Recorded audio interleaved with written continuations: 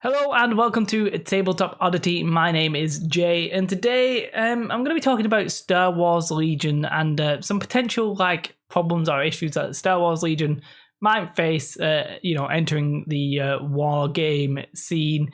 I'm on this hype train for Star Wars Legion, and I think I'm like a one-man hype train. I'm just chugging along, but I wanted to bring back a little bit of it, like impartiality or a bit of objectivity, and just to try and balance things up. So I've got seven, I can't count. I've got seven things that I think might be a bit of an issue, and we'll talk through them and we'll see if you guys agree with me.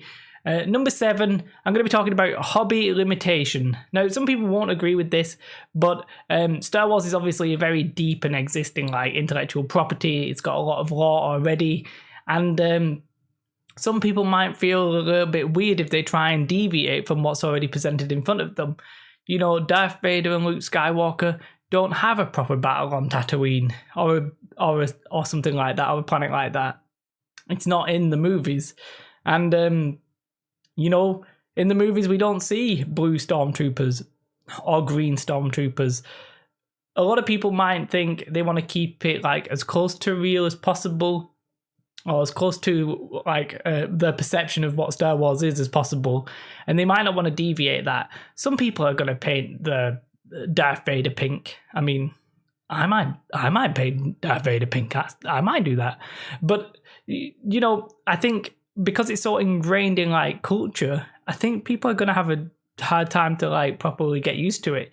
If I see a green stormtrooper, I'm probably going to be like, that looks a bit weird. So I just feel like it being so well known might be the problem. If you compare this to 40k, blue, I mean, we already have blue Space Marines, but green Space Marines, red Space Marines, whatever, it's already quite accepted and in the lore that there's actually different branches of them. Now, you could say in a galaxy so big that over somewhere stormtroopers are blue because of whatever you, and I'm sure certain people will do that. And if that's something you want to do, don't let people tell you not to do that. Feel more than free. I just feel like that some people are going to feel restricted and not want to do that. And certain battles didn't take place. Certain planets are known to have battles on them, so people are going to want to theme the tables and the boards like that. Whereas in 40k, it's almost wherever you want, basically, isn't it? So that's just one. I'm not sure it's a big problem. We'll have to wait and see how that one transpires. Number 6, awkward scale. Now, it's not 28mm, it's not 32mm, it's probably something like 34, 35mm miniatures. That's a scale that nobody really uses right now. I think maybe Malifaux or something like that does use that. I'm not sure about that. But basically, a lot of the existing terrain that people have may feel a little bit out of scale. And there's not many other categories not many other games or stuff that use that scale. So if you 40k buff and you've got your 40k generic sci-fi terrain, might look a bit weird. So it's not a huge issue, especially as I feel like this game will have a lot of new people. It's just an issue for certain people who are coming into the hobby. Who are moving from one game to another. It's not an issue for people who are coming into the hobby. It's awkward. It's just an unusual scale, and I don't necessarily think that's a great idea. Number 5 and 4, well, it's two sides of the same coin, basically. Custom dice is one, and then the other is sort of custom movement and having range rules and that kind of thing. Custom dice, that's a problem because if you need more dice, well, it's unique dice and you're going to have to buy them. And Darth Vader has a lot of attacks. I'm not 100% sure if the number of dice are going to be in the box. And if you start having, big units, which might come, they might not, because they are actually limited in size, you might not have enough dice. And if you're going to have to buy them, well, it's unique property, they're not going to be as available as a standard D6 or whatever you are. Then people might be a little bit annoyed and it might be a bit expensive. And you can't already use your existing cool dice. Like if I've got a tabletop oddity dice, well, even if I don't, but even if I did, I wouldn't be able to use it because it will need theming like Star Wars or Legion. And it's the same sort of thing for custom movement and range rules, except I feel like in this one, if you're already in the hobby, being so like restricted might feel like a bit weird. You know, if you've got a tape measure, your movement can range from like 1 to 60 or whatever. Whereas in this, you've got range 1, 2, and 3. Like movement 1, 2, and 3, and then I think that even the range for shooting's different. So I just feel like it's like, because it's unique, some people might be put off by that. I like that fact. I like the fact that it's not like another game, and I like the idea of the custom dice and you know, that being like, it's not just a score you roll on your d6. It's a customized d6 for that character, or d8, or whatever the hell it is. I quite like it, but I can understand why some people might think that that is a bit of a problem. Number 3, there's sort of 2 things to this. It's faction limits and balance. And the reason I think faction limits, we've got Imperials, we've got Rebels, we might end up with Scum and Villainy. That would be a very X-wingy trajectory for the game if they did that. But the limiting factions it depends on what Fantasy Flight Games want to do when they make this game. Are they going to have a new faction of Wookiees? Are they going to have a new faction of Ewoks or whatever the hell it is? Or are those are Wookiees going to be in their own, are just going to join the Rebels? Do you know what I mean? Like, I think it's more Star Warsy to have, you know, just the 3 factions standard like that, you know, Imperials, Rebels, Scum and Villainy. And I think you'll get Wookiees and stuff like that just joining one faction or the other, or being able to use both. Maybe like if it's bounty hunters, maybe you can use both, or have their own unit, their own army. We'll have to wait and see. But the limiting factions, when you compare that to say something like 40k, 15 factions, something like that, there's a lot more choice. Now, especially it's like been around for so long that there's a lot more choice. All the models are made. There might eventually be that much choice in Star Wars Legion, but definitely at the start there's not going to be. And when it comes to balance, you would think two or three factions would be easy to balance. But what has actually happened, say, in X-Wing, is that things are definitely like flavour of the month. There's definitely a power creep, like it seems.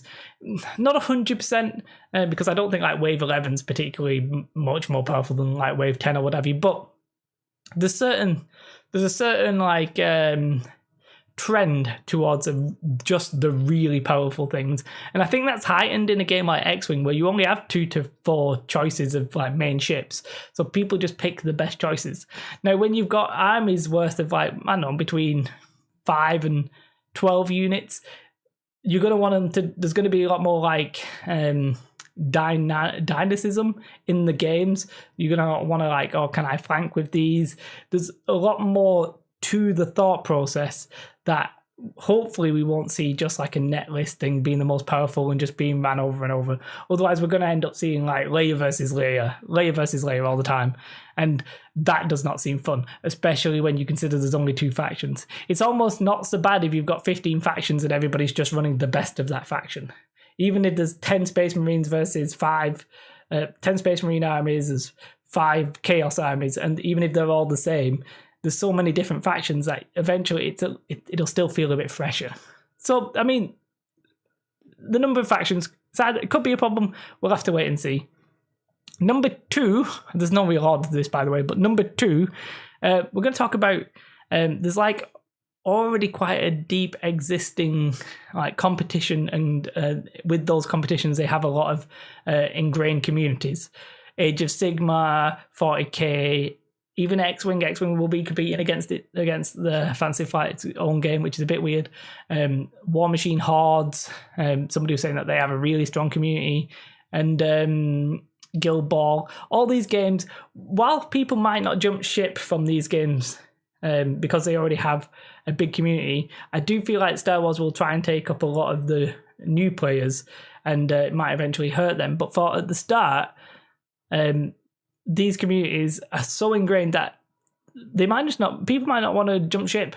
And if you're a war gamer and you're already you've got loads of armies for 40k, why are you going to want to jump to Star Wars Legion? Well, I feel like Star Wars, the IP, will actually attract people, but it is a concern for Fantasy Flight Games that if they don't get enough traction, like I don't feel like Rune Wars really got enough traction. If you don't get that initial start, then you know the people aren't going to bandwagon on it.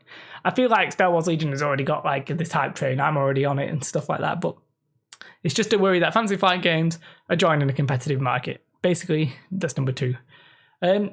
Number 1, which is for me like an important issue, but I'm not really sure how to deal with it. It's having like rules updates or the game feeling fresh. So 40k, for example, in the summer, just got 8th edition. 8th edition, they've got a book, completely changes the rules. They've got books that completely change all of the armies, basically. Not massively, but they completely change them all to work with the 8th edition rule set. A game like X-Wing, you can't really do that very easily right now. If you were to try to make an X-Wing 2.0, you're really going to struggle. And the fact that Star Wars Legion, it's the same sort of game in the sense of you get your cards for the unit, and then they've got upgrades. Now, if you get a unit that's super powerful, there's 2 ways of fixing it: an errata or an FAQ that like updates it. But I always think that's weird because you've got your card saying one thing, and then somewhere online you've got something else saying something else. And I just feel like that's not very friendly. It's not unworkable. It's just not very friendly.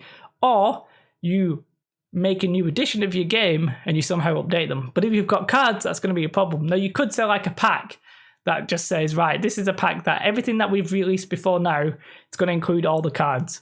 And you could do that because it's like if people want to proxy them, let them proxy. People do that in 40k, and 40k miniatures still sell. So they don't seem to want to do that though. Like in X-Wing, we've not seen an update of the rules. They're on wave 11 and they're just going to make new ships. That's how they're keeping things fresh.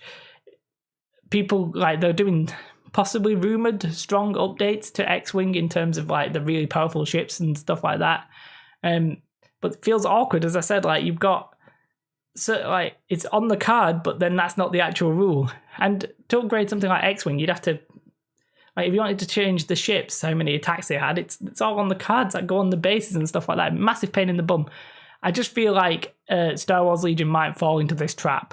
You might get to a stage where the game, it's impossible to properly fix it. In about 5 years' time, 6 years' time, whatever, it might be impossible to properly fix it. And it might feel a bit stale and a bit stagnant. Now, obviously, we've got new films coming out, Han Solo's trilogy, Episode 8, Episode 9, all that kind of thing. And it'll feel fresh because they'll be adding new things all the time. But once it reaches like the apex or the climax of that, it might feel a bit stale. And they're not going to be able to just refresh the whole set. What they'll do, I don't know. That's interesting speculation. Anyway, that's just like 7 issues that people might have with Star Wars Legion. I just wanted to get it out there to try and like be a bit more subjective. Obviously, nobody's 100% subjective. No. I just wanted to get it out there to be a bit more objective. Obviously, nobody's 100% objective. We all have like our subjective opinions and stuff like that. Let me know what you think. Anything I've said. I mean, I've rambled a little bit. I'm not even sure. I have notes, but I'm crap at following my own notes. But let me know if I've said anything that you agree with or you disagree with. I'm more than happy to, comment back, have a dialogue and that kind of thing. Other than that, guys, do like, subscribe, all that kind of jazz. I'm definitely on this hype train, so if you're interested in Star Wars Legion, then you're going to be getting quite a lot of videos. Other than that, have a most beautiful day, and yeah, goodbye. Bye.